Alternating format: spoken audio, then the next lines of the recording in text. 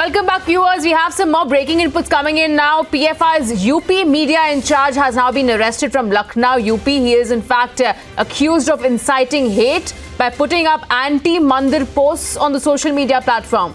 In fact, this is PFI's UP media in charge that has been arrested by the police from Lucknow. In fact, he has been accused of inciting religious sentiment as well. There have been allegations of inciting this from through social media platforms. Let's go across to my colleague Vivek, joining us with more on this. So Vivek, latest updates coming in of PFI's UP media in charge that has now been arrested from Lucknow.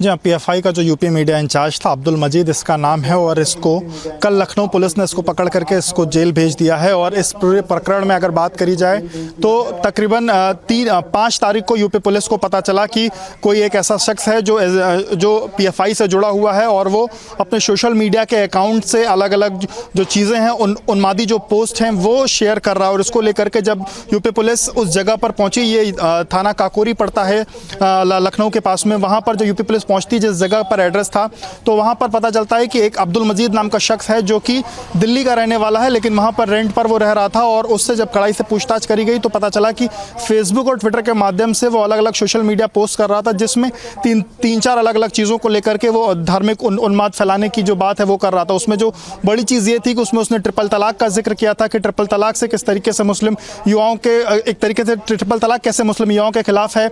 उसके बाद उसने जो बाबरी मस्जिद का जिक्र उसने किया कि कैसे जो राम मंदिर का निर्माण हो रहा है उसमें बाबरी की ज़मीन ली गई, और उसने फिर यह भी कहा कि बाबरी मस्जिद को वापस किया जाए। और इसके साथ ही जो राम मंदिर निर्माण हो रहा है, राम मंदिर निर्माण को बॉयकॉट करने की उसने बात कही।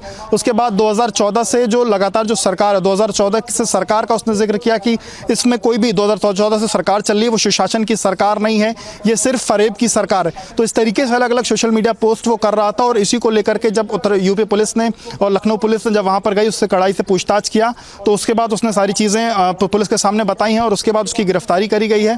उसको फिलहाल जेल भेज दिया गया और उसकी निशानदेही पर 3 और लोगों को बहराइच से गिरफ्तार किया गया। और ये लोग भी पीएफआई के लिए काम कर रहे थे और सोशल मीडिया अकाउंट्स पर अलग अलग फेसबुक और ट्विटर पर अलग अलग जगहों पर ये लोग इसी तरीके से धार्मिक उन्माद फैलाने की चीज़ों को लगातार शेयर कर रहे थे। जी।